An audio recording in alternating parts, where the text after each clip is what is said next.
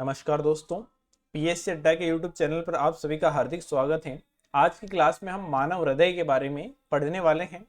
MPPSC prelims की unit 7 को हम कंप्लीट कर रहे हैं और उसमें हमारी ये जो है 14 क्लास है, यानी कि 14वीं क्लास है। और इसमें आज हम मानव हृदय को कंप्लीट स्टडी करेंगे कि उसकी कार्यविधि क्या है, क्या कहते हैं, कैसे क्या सब कुछ होता है। सारा कुछ जहाँ से जो भी प्रश्न आते हैं हृदय से सब हम कंप्लीट करने वाले हैं। तो चलिए शुरू करते हैं। सबसे पहले कि मानव हृदय जो है दिखाई कैसे देता है, बना कैसे होता है, कौन कौन से उसमें पार्ट होते हैं, इनके बारे में। क्योंकि पिछले वीडियो में हमने ब्लड से रिलेटेड सारी चीजें और नलियों यानी कि जो वाहिकाएं होती हैं उनसे रिलेटेड सारी चीजें जो है पढ़ी थी। तो आज हम हृदय के बारे में पढ़ रहे हैं और उसमें हम देखते हैं कि नॉर्मली जो चित्र आपको स्क्रीन पर दिखाई दे रहा है इस प्रकार का जो है हृदय होता है सामान्यतः। अब अगर हम बात करें दोस्तों तो ये होता कहाँ पर है, तो हमारे शरीर में जो लंग्स होते हैं, जो फेफड़े, उन फेफड़ों के आगे की तरफ जो है हार्ट जो है स्थित होता है।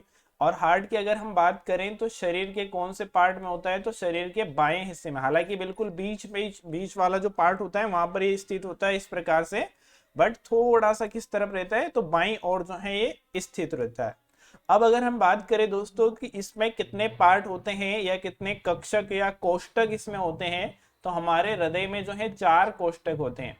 हृदय जो है उसके आसपास जो है पेरिकार्डियो एक झिल्ली पाई जाती है जो इसकी क्या करती है, रक्षा करती है। हृदय की रक्षा करने के लिए एक लेयर्स पाई जाती है इसके चारों तरफ, जिसको पेरिकार्डियो झिल्ली कहा जाता है या मेम्ब्रेन कहा जाता है।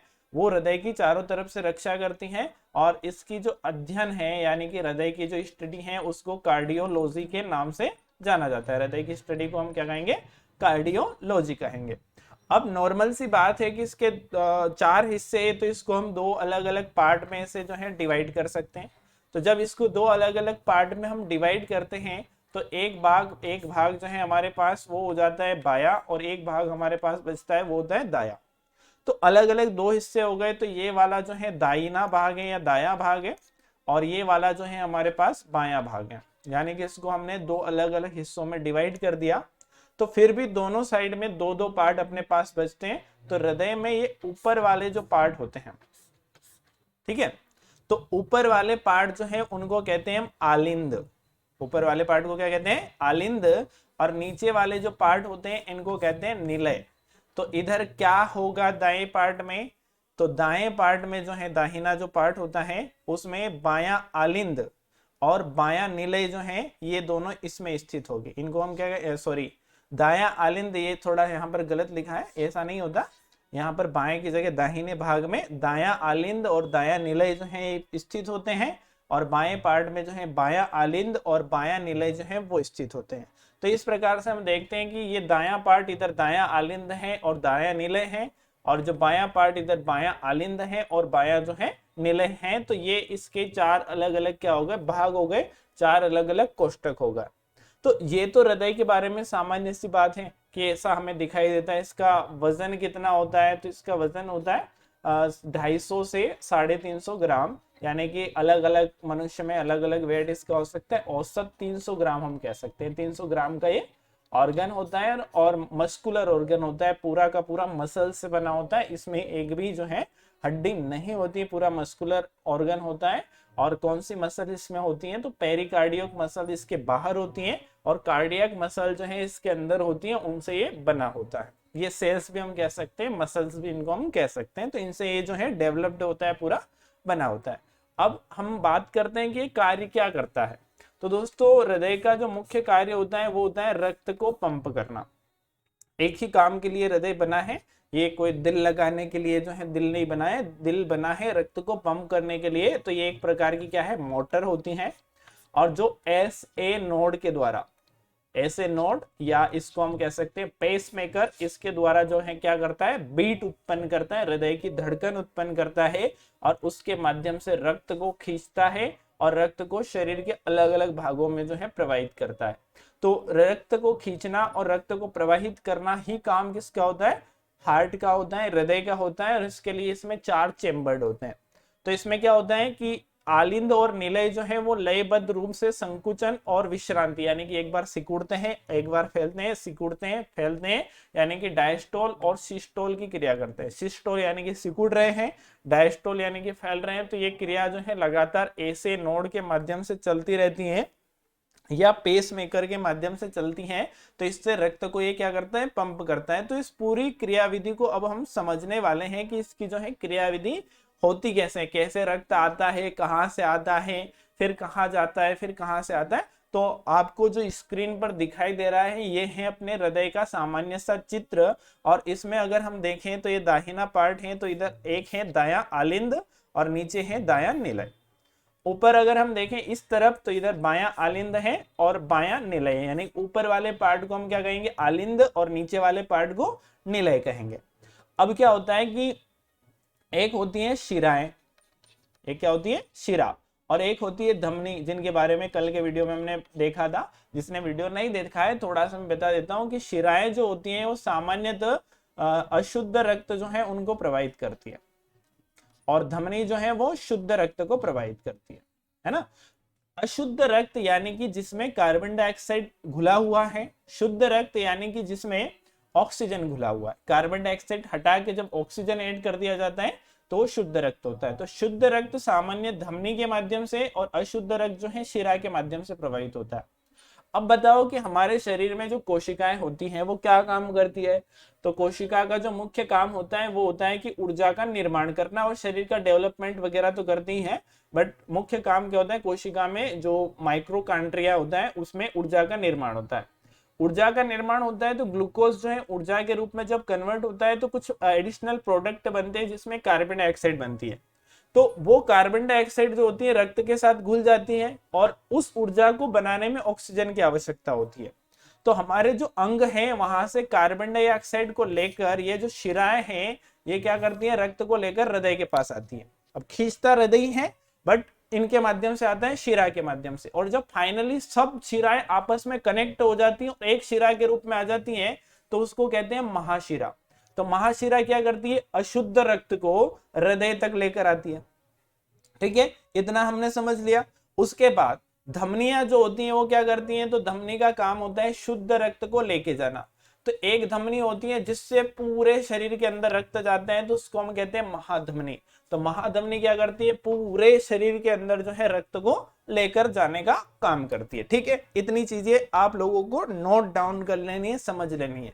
एक महाशिरा जो अशुद्ध रक्त को लेकर किसके पास आई, हृदय के पास। क्यों लेके आई अभी हमने वो नहीं समझा, वो हम समझने वाले हैं कि क्यों लेके आई, किस प्रकार से लेके आई। केवल लेके आती है उतना हमने समझा, फिर लेकर जाती है महाधमनी शरीर, क्योंकि इसमें जाके छोटी छोटी ब्रांचेस इसमें आकर मिलती है और ये छोटी छोटी ब्रांचेस में जाके बढ़ती है। ये डिफरेंस होता है धमनी और शिरा में, कि ये जैसे जैसे हृदय के पास आती है दोनों मोटी होती जाती है और आगे जाके डिवाइड होती है।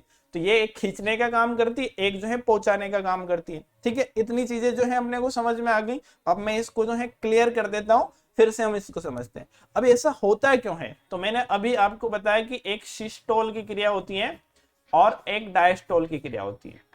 ठीक है, ये किसकी वजह से होती है, तो ये जो दाया आलिंद होता है यहाँ पर एक ऑर्गन होता है जिसको कहते हैं एस ए नोड, यानी कि साइनो ओरियो नोड जो होता है उसकी वजह से, या जिसको हम पेस मेकर कहते हैं उसकी वजह से बीट्स जो है उत्पन्न होती है।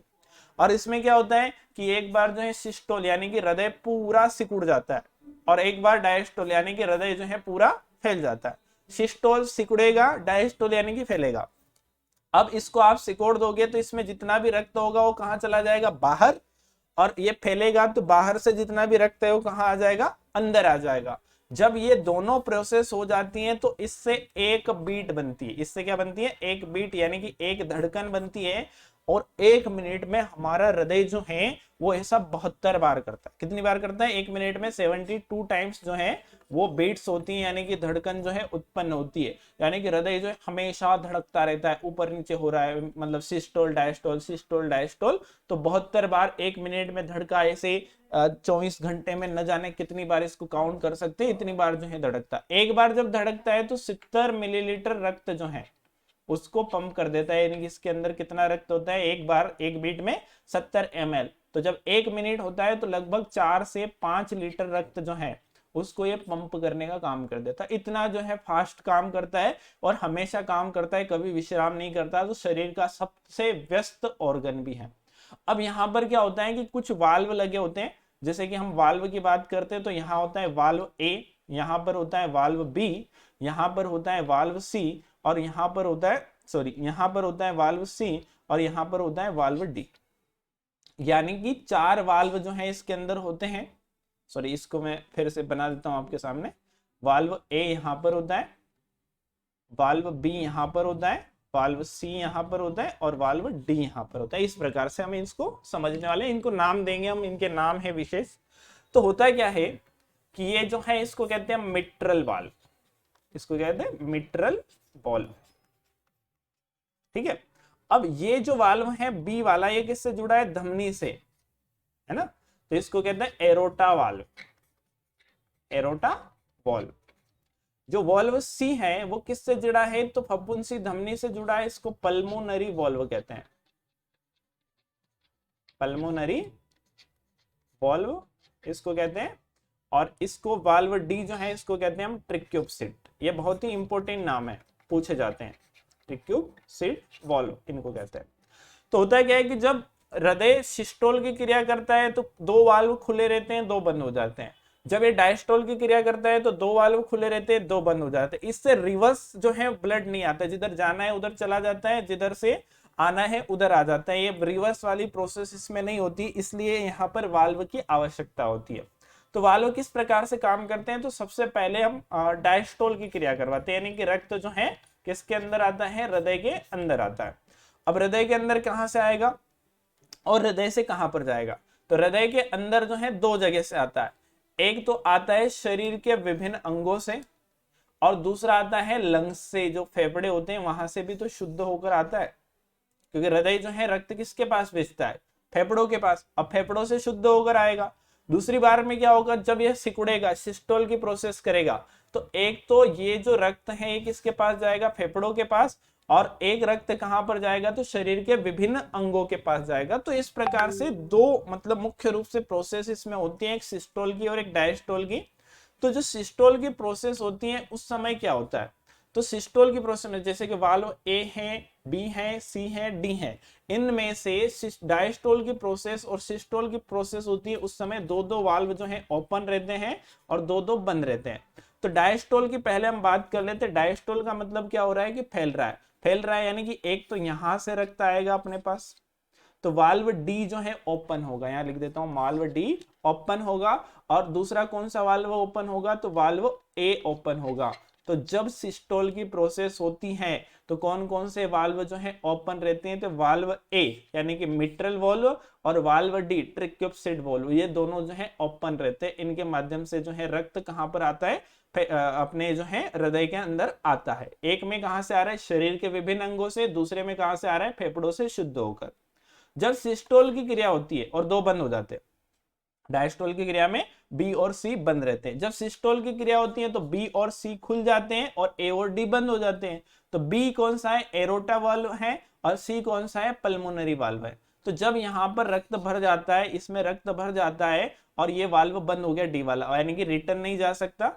तो रिटर्न नहीं जा सकता तो इस रक्त को कहाँ जाना पड़ेगा? वाल्व सी के माध्यम से। जो फफूंदी धमनी है वो अशुद्ध रक्त को लेकर कहाँ जाएगी? लंग्स के पास जाएगी, फेफड़ों के पास। ठीक है। तो रक्त कहाँ चला गया? फेफड़ों के पास चला गया। और दूसरा ये यहाँ पर भी रक्त भर गया था, तो इस वाल्व को जो है बंद कर दिया जाएगा, यानी कि वाल्व ए को बंद कर दिया जाएगा।